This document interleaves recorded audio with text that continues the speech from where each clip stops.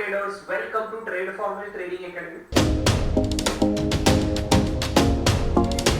Next week 20 Jain से 26 जैन तक का निफ्टी एंड बैंक निफ्टी का क्या लेवल्स होंगे और कौन से स्टॉक्स बेस्ट इन्वेस्टमेंट के लिए रेडी है बिफोर बजट, ये दोनों भी चीजें आज के वीडियो में हम लोग डिस्कस करने वाले हैं। तो ज्यादा टाइम ना बिताते हुए वीकली एनालिसिस के पास हम जाते हैं। पहले हम स्टार्ट करते हैं बैंक निफ्टी के पास। बैंक निफ्टी का स्ट्रक्चर देखोगे तो निफ्टी से बहुत वीक है। अगर आप लास्ट वीक देखोगे तो बहुत बड़ी गिरावट आ चुकी थी, अराउंड 51,500 से लेके डायरेक्टली 47,850 तक ये नियरली आ गया था और उसके बाद एक बाउंस बैक मिला है, बट ये सस्टेन नहीं हो पा रहा है। बैंक निफ्टी में फ्रेश ब्रेकआउट कभी मिलेगा जब भी 49,500 के ऊपर डिसाइसिवली क्लोज होगा, बिफोर बजट होना चाहिए, तो हम लोग अगेन ये लेवल तक जा सकते हैं। ये अगेन मेरा सेलिंग लेवल है 51,500 टू 52,000 के यहाँ। फ्राइडे के दिन आज भी देखोगे तो बैंक निफ्टी में काफी बड़ी गिरावट आ चुकी है। अगर आप लोअर टाइम फ्रेम में जाके देखोगे तो ये बहुत बड़ी अराउंड अबाउट 700 पॉइंट्स का ये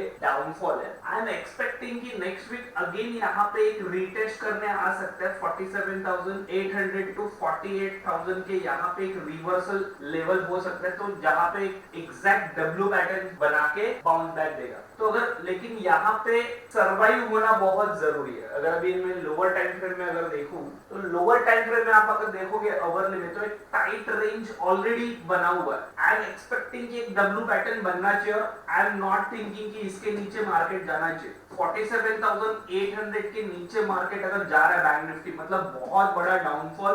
नीचे के बाजू में 46,000 और 46,500 के लिए जगह एम्प्टी है, जो इलेक्शन के टाइम का लो बना था वो टेस्ट करने के लिए रेडी हो सकता है। और वो भी ज्यादा टाइम नहीं, 1 या 2 दिन में आएगा, क्योंकि 800 से 1000 पॉइंट का डाउनफॉल इजीली आ सकता है अगर इसके नीचे कैंडल क्लोज होती है, ओवरली कैंडल क्लोज होते तो भी एक्सपेक्टिंग कि 1-2 दिन और थोड़ा रेंज में रह के फिर ये लो टेस्ट करके फिर ये ब्रेकआउट दे। तो यहाँ पे अगर मुझे हैमर पैटर्न अगर कुछ मिलता है 48,000 47,800 के आसपास एक हैमर मिलता है अवरली या 30 minutes, then that will also buying opportunity. At that time मैं ओआर डेटा का भी सहारा लूंगा कि एग्जैक्टली वहां पे ऑप्शन चेन एनालिसिस में भी बाइंग दिख रही है कि नहीं, उसका यूज करके हम लोग टॉप बनाएंगे। एंड फिर इसके ऊपर डिसेंशियली इलेक्शन बजट के बाद अगर कुछ अच्छे न्यूज आते हैं तो ये डायरेक्टली ब्लास्ट होकर अगेन 52,000 के लिए रेडी हो सकता है। इंट्राडे की बात करोगे तो देखो यहाँ पे टाइट रेंज है, मतलब फ्राइडे के दिन लास्ट 4 आवर्स में कुछ नहीं किया, एक टाइट रेंज में ही है। ये रेंज आपको और लोअर टाइम फ्रेम में दिखेगा। तो ये 15 मिनट्स में अगर मैं आया तो 15 मिनट्स में आपको एक पैटर्न दिखेगा, यहाँ पे ट्रायंगल पैटर्न बनाया। तो कोई भी अगर लोअर टाइम फ्रेम में करना तो अगर ये साइड निकलता है 48,700 निकलता है तो हम लोग 49,000 तक लेके जा सकते हैं। और अगर ये ट्रायंगल ऊपर से नीचे ब्रेकडाउन होता है तो नीचे हम लोग डायरेक्टली 47,800 टू 48,000 तक देख सकते हैं। तो लोअर टाइम फ्रेम में जैसा ट्रायंगल पैटर्न बना रहा है तो वो ट्रायंगल को मुझे अभी देखना पड़ेगा। डिसाइसिवली सेंटिमेंटल तो नेगेटिव है, तो डाउन साइड फटने के चांसेस बहुत ज्यादा है। निफ्टी का स्ट्रक्चर देखोगे तो निफ्टी कैसे वैसे संभल रहा है कंपेयर टू बैंक निफ्टी। मतलब फ्राइडे के दिन अगर आप देखोगे 70 बैंक निफ्टी जहाँ पे 700 टू 800 पॉइंट्स डाउन था, वहाँ पे निफ्टी हार्डली 100 टू 150 पॉइंट से डाउन। यहाँ पे आप डेली टाइम फ्रेम में अगर देखोगे तो एक डाउनफॉल के बाद लास्ट 4 डेज में बहुत टाइट रेंज बनाई है। टाइट रेंज भी अगर आप देखोगे 23,400 से लेके और नीचे 23,100, ये टाइट रेंज में निफ्टी मूव कर रहा है। तो डिसाइसिवली इसके ऊपर जाना चाहिए, इसके नीचे आना चाहिए, तो ये हम लोग कुछ तो एक डिसीजन लेंगे। बट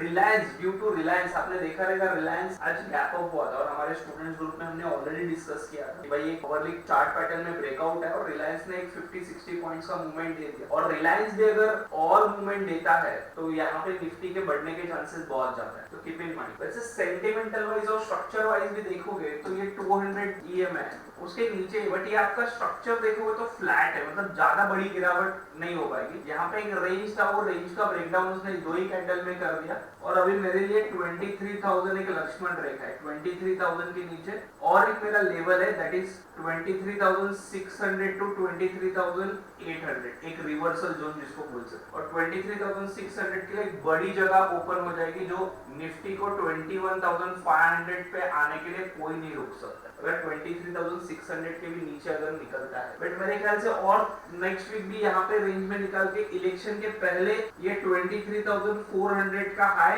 निकलना बहुत जरूरी है निफ्टी के। मैं ऐसे क्यों बोल रहा हूँ कि निफ्टी की गिरावट थम गई है, क्योंकि यहाँ पे आप वीकली चार्ट में देखोगे तो एक मस्त में कैंडलस्टिक पैटर्न बना। आप मुझे कमेंट में करके बताइए कौन सा कैंडलस्टिक पैटर्न। ये एक ऐसा कैंडलस्टिक पैटर्न है कि जो रिवर्सल साइन के पहले आता है। तो माइट भी यहाँ पे जो भी कुछ गिरावट हुई है ये थोड़ा सा पॉज लेके और फिर से एक रिवर्सल का साइन दे पाए, क्योंकि यहाँ पे वीकली में भी 40 के सपोर्ट पे आया है और आप मंथली देखोगे तो मंथली में 60 के सपोर्ट पे है। मतलब मंथली अभी भी बुलिश है, अबाउ 60 है। तो मंथली में जब भी अबाउ 60 और डाउन साइड में हो जाए, मुझे कुछ कैंडलस्टिक पैटर्न अच्छे मिल रहे हैं तो एक बाइंग अपॉर्चुनिटी बन सकते हो। और एक रिलायंस एक स्ट्रेंथ बता रहा है, बट आज आईटी ने बहुत बड़ा पुल बैक दिया था, उसके वजह से भी ये डाउनफॉल था। आवरली चार्ट में अगर आप देखोगे तो यहाँ पे जो भी कुछ लो किया था, फिर यहाँ पे ये जो भी कुछ हाई था एक हायर हाई किया और ये लो को भी एक हायर लो का फॉर्मेट दिया। तो ये स्ट्रक्चर कभी कंटिन्यू हो सकता है। अगर ये हाई निकलता है दैट इज 23,400 का जो एक रेंज में, वो अगर निकलता है तो अपर साइड में 23,600,